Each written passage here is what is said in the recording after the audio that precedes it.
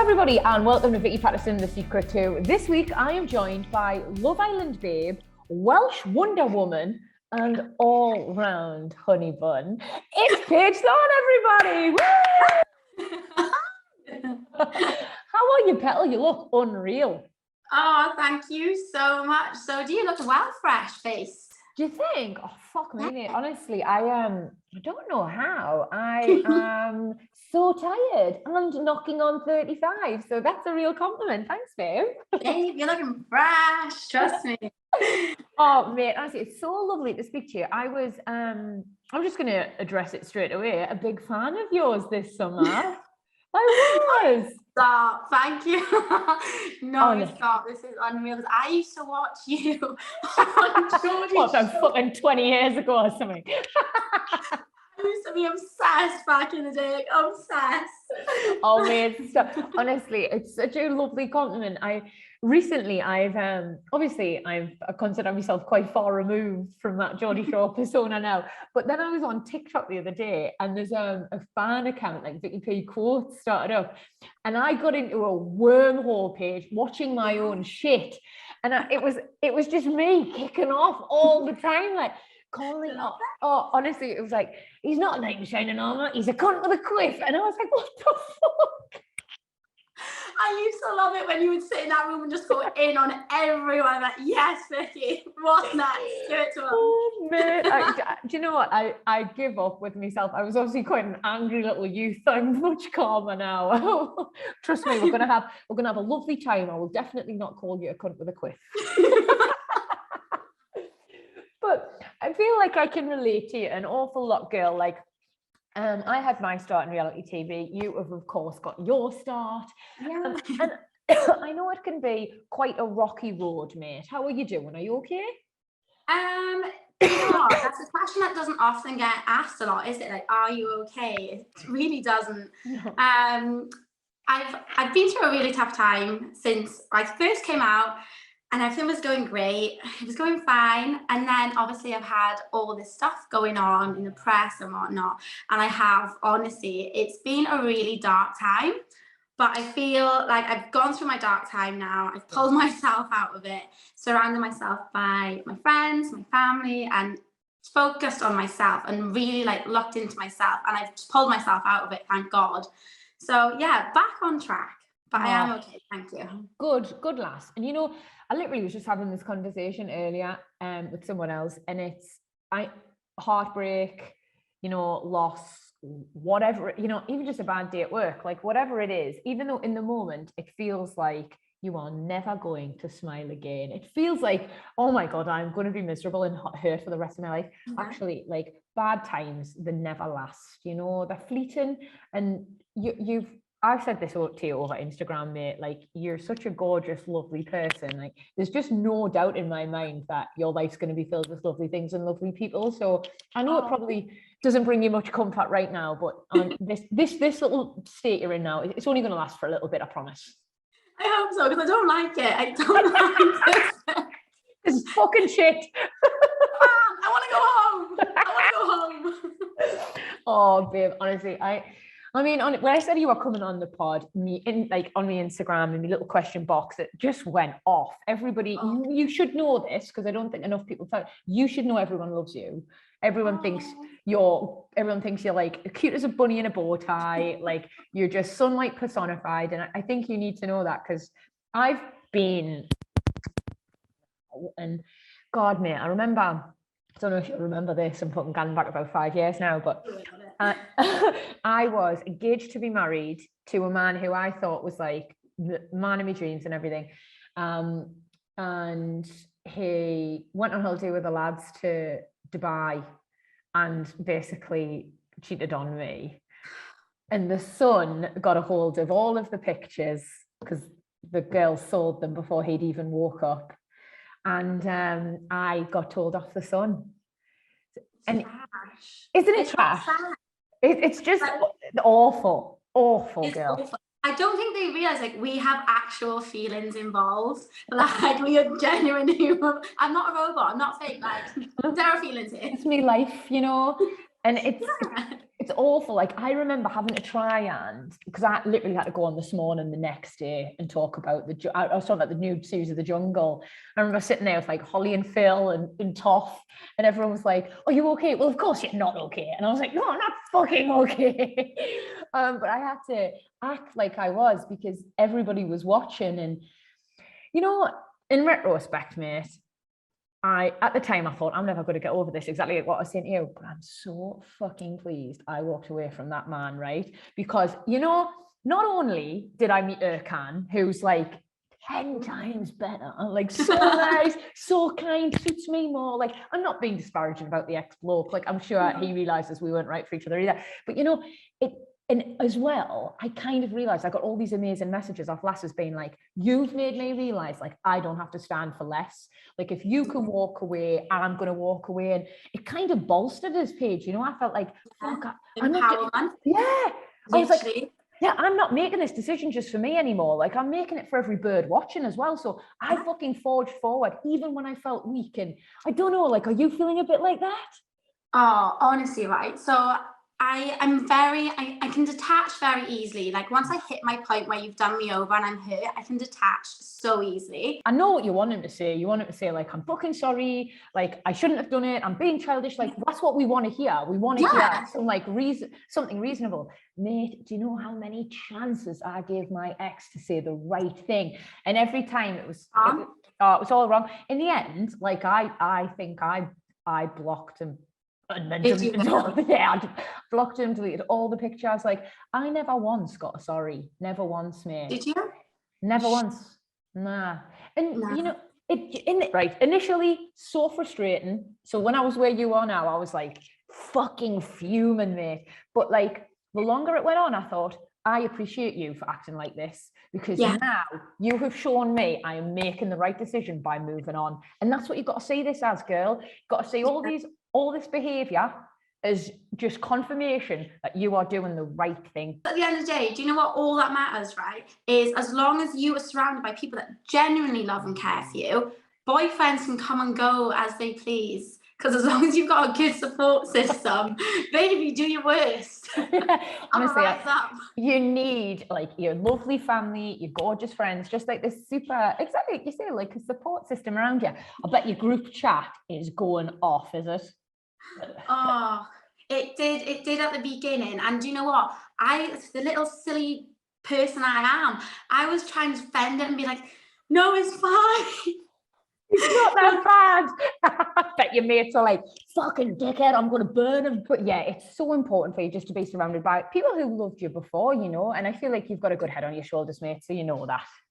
Yeah, absolutely. No time for any fake business or any like friends that have not been in touch for 5 years, like me. Oh God, yeah, yeah. You don't need that, girl. And I think like from what I've obviously, it must be mad, Paige. Like, I was just about to start talking about you like you were my best pal, but I think that's how it. Go for it. That's how I feel. Yeah, but do you feel like people are like talking to you in the street, like they know everything about you, like you're your best mate, like they've known you for years? Because that must be weird. That is really weird. And do you know what? I will chat to anyone, right? It's part of my job as a paramedic anyway. I will talk the back legs off a donkey. And I have to remember that these people I don't actually know these people. I don't actually have to tell them the ins and outs of my life. And I was stood there the other day telling some random, like, you know, all about these texts that I was having off, you know who. And I was like, stop, I've overshared again. Why am I doing But then I'm the same. Like, obviously I've spent all of my adult life, like since I was 22, in the public eye. So, and especially in reality TV, which I think is the difference. Had I always been a TV presenter, I think, you know, people would have only known like what outfit I had on, for example, or what I chose to tell them. But with reality TV, they've seen absolutely everything. So now I don't know what's appropriate to share and what's not appropriate. And I just fucking tell everybody everything, Paige. Oh, I'm the exact same. I am the exact same. Oh, it's bad. I'm going to actually, like, from now on, before I'm going to tell anyone anything, I'm just going to voice note it to the girls real quick and be like, is this appropriate to share? And then they'll probably be like, no, Paige, stop. Your conversations are going to take a very long time. Oh, so long. They take long anyway, because like I said, I just chat absolute rubbish all the time. So You'll probably do me a favor. So I honestly, I'm so fascinated by you, Paige, and I feel like that sounds like a bit weird, but the reason being, normally when people go into Love Island, they can't wait to come out and get their like clothing brand deal. And like, you know, I'm not digging anyone out. Jesus Christ, I'd absolutely be the same. But you, on the other hand, rush back to the majority of your life that you had beforehand, which makes you, in my opinion, like very rare and very special. So, Thank you. How is it going back to being a paramedic? So I've gone back to paramedic on a bank basis, which basically means I can work shifts around my schedule now that I'm, you know, doing other bits as well. So I kind of get the best of both worlds. I can live my old normal life and still have clothing edits as well. Like, so one of my clothing edits is literally dropping next week. I've been checking Forever Unique all the time for the edit going, because I'm like, I keep seeing these other people's going, I'm like, when's Paige's coming out? Like, I've been so excited. I'm sure it's going to be gorgeous. Can you tell anything about it? So we're thinking very Christmas, very glam, sparkle, all the party dresses, all the party outfits we're gonna need for this season. Like, it's a lot. It's extra. But what can I say? No, you know, I love that though. And like, Christmas is the perfect time to just, can we have some feathers in it, mate? Because I fucking love feathers at the minute. Do you? Yeah. Do you know what? I hate feathers. Oh, so fuck now, but no feathers then. All right, okay, I'll get me feathers fixed somewhere else. Sorry. Next time I'll put in a request. I'll be like, Seema, can we please have some feathers for Vicky? I can live without feathers. I'll still support. Okay, thank you. There's lots of sequins though. There's sequins and cutesy stuff. It's nice. Amazing. So yeah, so you're fitting your old passion around like the new exciting things that are coming, and how are you finding that balance? Do you know what? So far, it's been really easy. WAST is the Welsh Ambulance Service that I work for the NHS. They've been so supportive. They're literally like, right, when do you want to do a shift? What times are best for you? They literally have been amazing with me. But you know what's nice is when I go and do my paramedic stuff, it's literally like nothing has changed. I've not been on TV. I'm still the same old paramedic I always have been. And I just love that because it's like me time. Yeah. Do you know what I mean? No, I totally get it. Do you know what, right? Not that I think you'd ever be the type of person, Paige, who'd let all of this sort of like quite exciting, you know, and very daunting at times, newfound fame go to their head. You strike me as someone who's very normal, nice and grounded. But it's so lovely that you have got something like so huge from your life before that brings you a bit of normality, you know, because it keeps you grounded. Literally, it keeps me grounded. Like, you walk in, you've got all the old crack with all the colleagues, you've got all the banter that I've missed, and it's like I never ever left, and nobody treats you any differently either. So I love that. And then I can just jet off the next day and just go and do a quick little shoot in like Milan for my clothing and just do it all. Oh, stop. You are living the life. I am loving this for you. See, babe, you've got no time to be heartbroken. You're too busy saving lives and jet setting.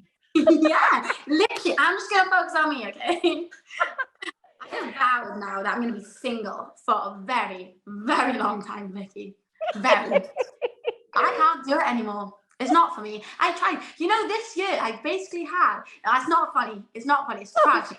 I can't stop laughing at you, babe. In fairness, mate, you've fucking had a couple of absolute stinkers, haven't you? Yeah. Honestly. Right punch in the dick there, lass. Go on, tell us what's happened. I've had bad. In 1 year, I've had 3 failed relationships. We're only in October, Vicky. Oh, yeah, I think you've got space for another one this year if you're lucky. I'm taking applications now, pal boys. I'm taking applications. Bro, you only last about 2 months anyway. Don't worry, you won't have to buy us a Christmas present. We'll have fucked it up by then. Paige, honestly, I can't tell you. How old are you? I'm so sorry. You should know this. No, I just turned 25. Mate, like I can't tell you how many fellas I used to go through in a year when I was your age. I used to make such a show of myself, like your 20s, and I hate to sound like Grandma Vicky, but I'm doing it more and more. frequently as I get older. Like your 20s are absolutely for like having fun and making some mistakes, and unfortunately what comes with that is absolutely getting your heart broken sometimes, and you know, even on the other side of that, like breaking some hearts. So I'm so sorry, girl, but like eventually it all just leads to you really knowing who you are, really knowing what you want from a fella, and like being in a really great relationship. So it's kind of part of the process. I don't think it's a process I want to partake in. I will opt out now because I'm not doing this again. I'm not. Give Paige a cat now. She's ready. The thing is, right, I'm 25.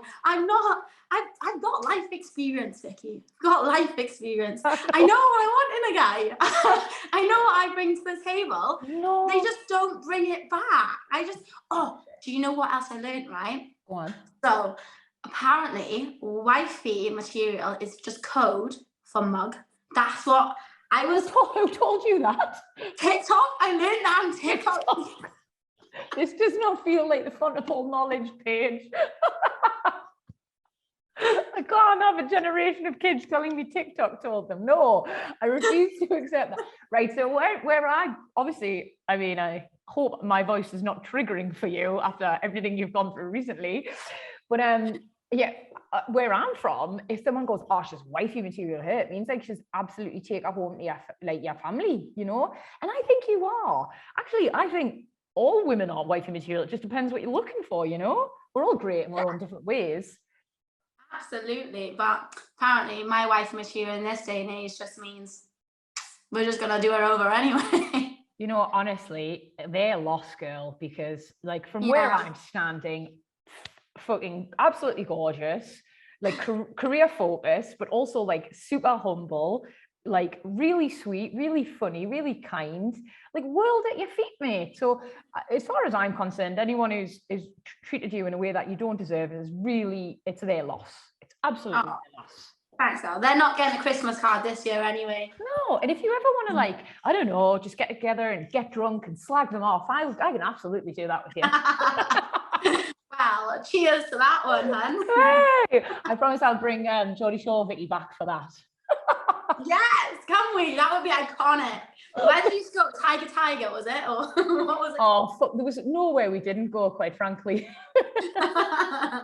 Oh, Paige, I'm dying to have you back in part 2. We'll chat all things Love Island, and I'll get to know you a little bit better. I love it. I can't wait.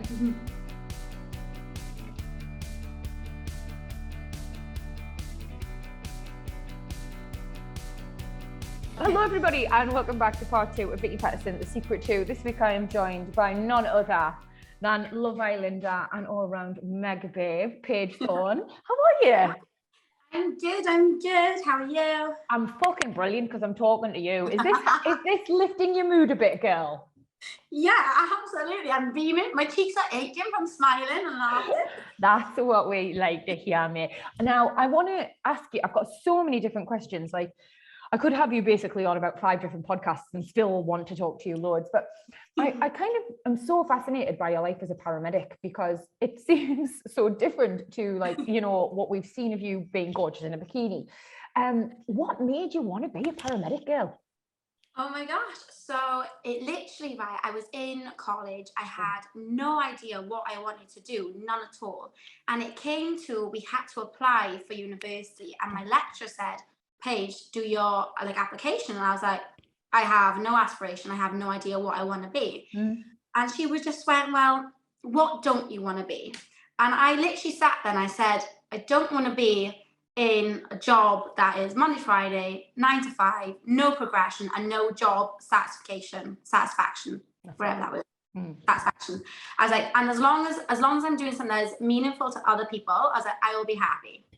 So that really left me with healthcare, working in like the hospitals or joining the police, the fire, or being a paramedic. In my head, that's all it left me with. I am not the type of person that could be cooped up inside a hospital all day. I honestly take my hats off to those nurses and doctors, everyone that works in them, because that is a tough environment to be in.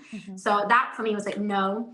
Where I'm from in Swansea, I'm sick with my community and I just couldn't be in the police. Sick with the guys in Swansea. Maybe cut that. No, we absolutely will, don't worry. No. Um, You didn't fancy the police either. That wasn't for you. Yeah, the police wasn't really my area that I thought I would be very good at, because I'm too much of a laugh. I'd probably be Probably like, oh, it's just a little bit of weed. You're all right. just don't do it again, please. Just say sorry and it'll be fine. Yeah, just put it in the bin. Thank you. That would be me. So then I was like, right, paramedic sounds like an absolute roller coaster of a job, and that would keep me really interested and enthusiastic about my job, because it's something different all the time. God. And I'm so lucky I landed on my feet. So Swansea University is the only university in Wales to do a paramedic course. Otherwise, all the others are in England. And I managed to get on the course first time round, interview. Well done. And it was just like meant to happen, you know. And what really like set it to me, one day I came home and my little brother, he was 2 at the time. Do you know when babies cry and they hold their breath and then they don't catch and they go blue? Yeah. Well, my mum just panicked and she just started like shaking him, trying to blow in his face, and like she was going frantic, trying to get him to take a breath. And I literally remember just taking him off her and calming her down and just, you know, like calming a baby, and you just talk to them nice and soothy, and they eventually will come round. I was the calm of the storm, which is exactly like one of the main skills you use as a paramedic. And I was like, do you know what, if I can do that for my own family at an age where I had no training or idea what I was doing, it came naturally. I was like, maybe paramedics is for me. And then, rolled with it. But that's amazing. Like, you basically have described yourself in like being calm in a crisis. It's the absolute polar opposite to how I would go on. I'm definitely cut from the same cloth as your mom. I'm terrible in a crisis. I just make everything worse. I'm incredibly a nervous, anxious person all the time. So when something goes wrong, it's just, I'm fucking heightened. So oh god, Chicken Little. But no, that's amazing, babe. So it definitely feels like you found your right vocation and you built on that skill, and well, clearly you absolutely love it, like, because you've gone back to it now and there's plenty of other options as well. Yeah, absolutely. And I said before I was going into Love Island, I was never going to give up my job. I worked so hard for it. I absolutely love it. And it's something that genuinely makes me happy. I go into work and I have the best time. It's obviously the jobs, you know, depending on the jobs as well, but I do have a really great time in work, and I was like, why would I ever give that up? I just wouldn't. So yeah, I love it. Definitely need to be. And I love that as well. So hang on. So just so I get my little timeline right, did you work through the pandemic then? Yeah, so I qualified and I came out on the road, and within 3 months the pandemic hit, and then my career was, and I was actually I was part of the first crew that went to the first COVID cardiac arrest, when we had to wear all the big white suits and the hoods. I was the first crew ever in like our locality to go on a cardiac arrest during that time. Talk about a baptism of fire, Paige. No, throw me in the deep end. No. Throw us in the deep end. Mad. That must have been like, I mean, I imagine being a paramedic at the best of times is incredibly scary, quite high octane. And even for the calmest person, you know, you can have your buttons pushed, but in the middle of a global pandemic, babe, that must have been a lot. It was really scary, because obviously we didn't know enough about it. I was going to work, I was sat with these COVID patients, and I had the masks on, I had the PPE, but you can still catch it, like no matter the PPE. And I was living at home with like my mum, my dad, my brothers. So like my biggest worry was just taking it home to them and making anyone in the family unwell. And it was just like, it was a dread. So what I did, which I don't know why, I would just work every possible overtime I could. I would literally do 6 days, a day off, 6 days, just so I wasn't at home as much. So I was always out of the house and doing something useful during the pandemic. I think I'm going to cry. That's so thoughtful, girl. Like, honestly, mate, you're just so lovely. What the hell? You are. I'm honestly tearing up. Like, I think for most people, the pandemic and like, you know, the subsequent isolation and stuff was a really like tough time. And I'm just talking about potentially like mental health, being furloughed, not saying your family, but you were really on the front line, girl. Yeah, it was. And some of the scenes I witnessed, like, they really do stick with you, and it is just heartbreaking to see like how COVID like just annihilated people completely. But hopefully, as a country, we're going to come out with this the other end, hopefully, sooner rather than later. Yeah, I mean, I always like to remain really hopeful and say we've learned from it and, you know, potentially the worst is over and stuff. But God, what do I know? Fucking hell, I'm not a medical professional. But like, that's great. So you've gone from playing such an integral role in, you know, like protecting our country, being at the forefront of it all. Was it a lot? Is that why you sort of thought I could do with 4 months in a sunny villa here? Like, is that what kind of led to your decision? Did it play a part in the decision-making process? It definitely played a part, but I can't sit here and be a little saint and be like, I just needed a little detox from work, because I've already said it in other podcasts, and the real reason I went on Love Island was the pettiest reason you've ever heard, Vicky. You're gonna cry. Is it to make a fella jealous?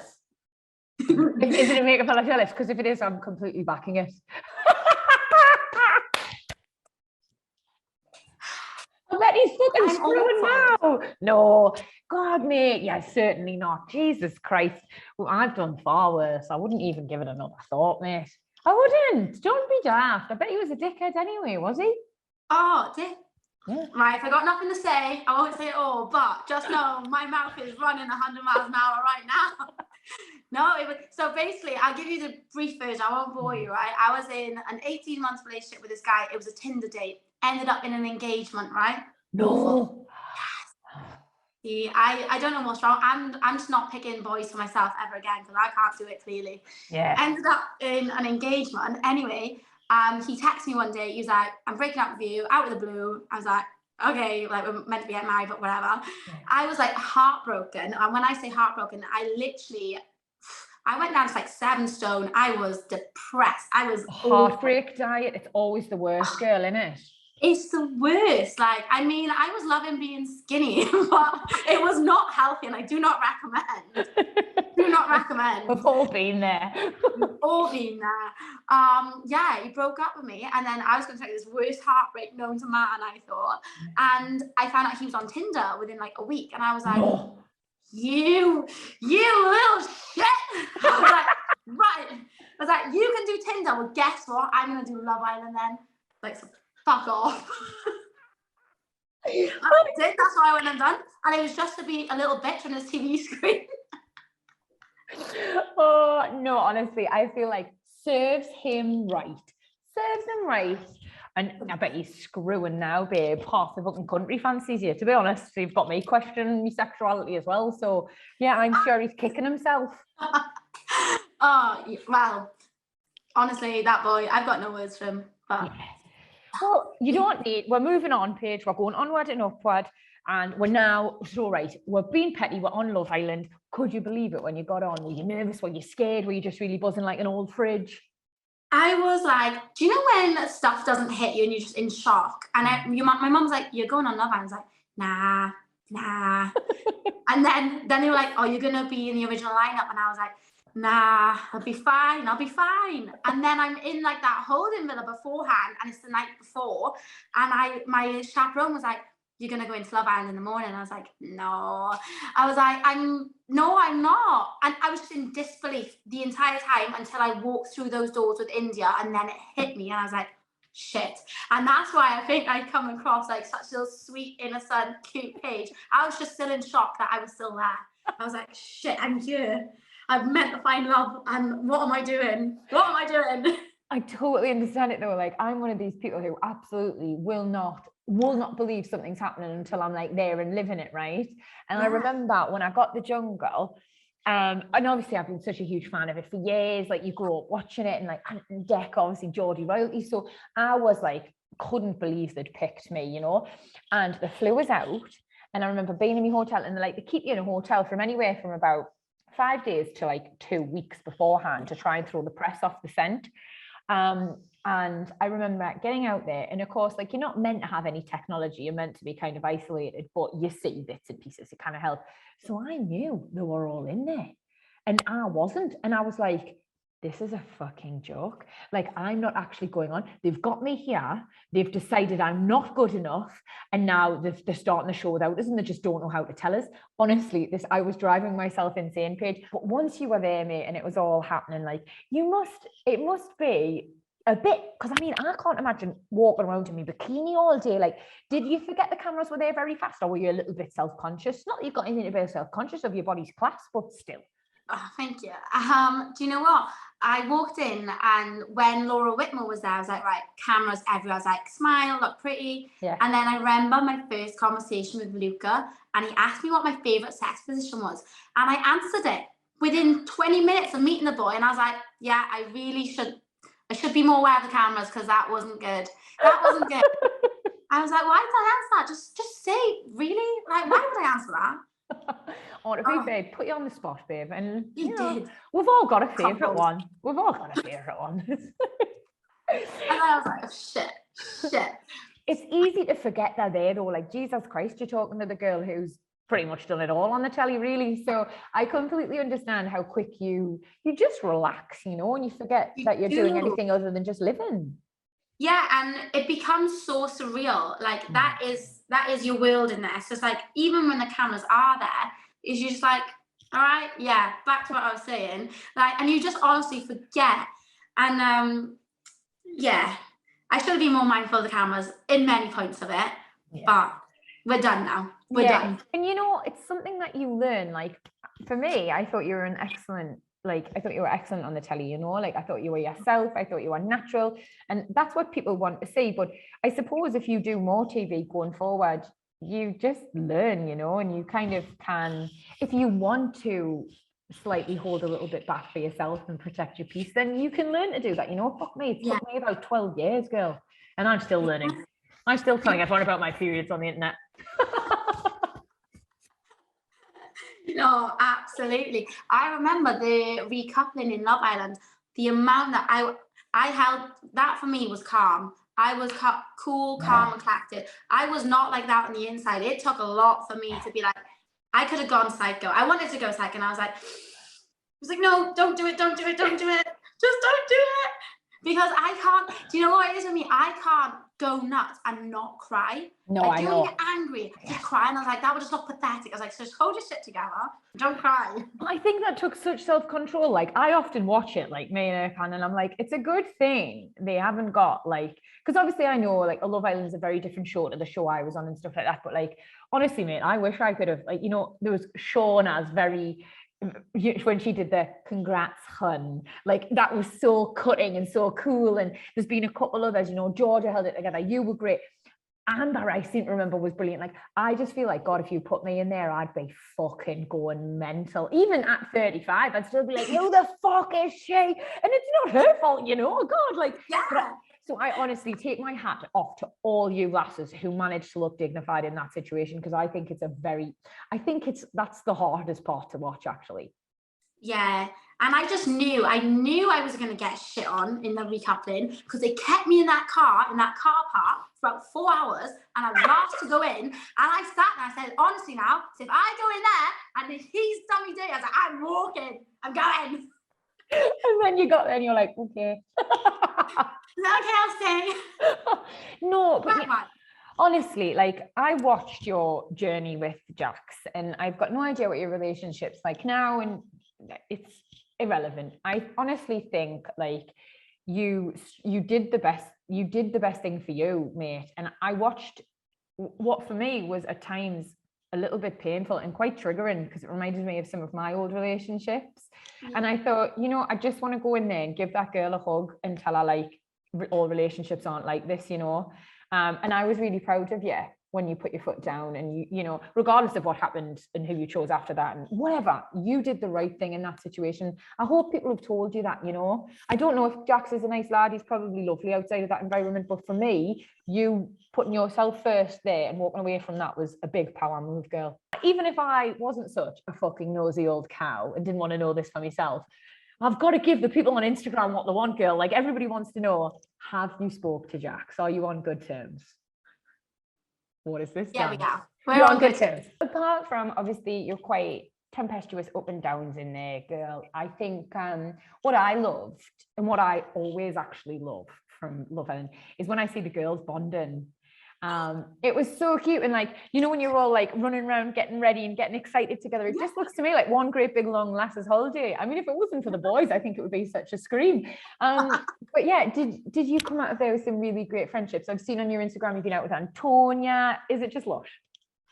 Absolutely. Do you know what? There's so much of like the girls' friendship that they didn't show. Like we were literally like one big group 90% of the time. We would sing song in that dressing room for hours. They would come on the tannoy like, girls, shut up. And we would just keep going and going. And do you know, I've not got bad words to say about any of the girls. I really am close with Antigone. I'd probably say she's my closest one out of there. And she was only in there a week.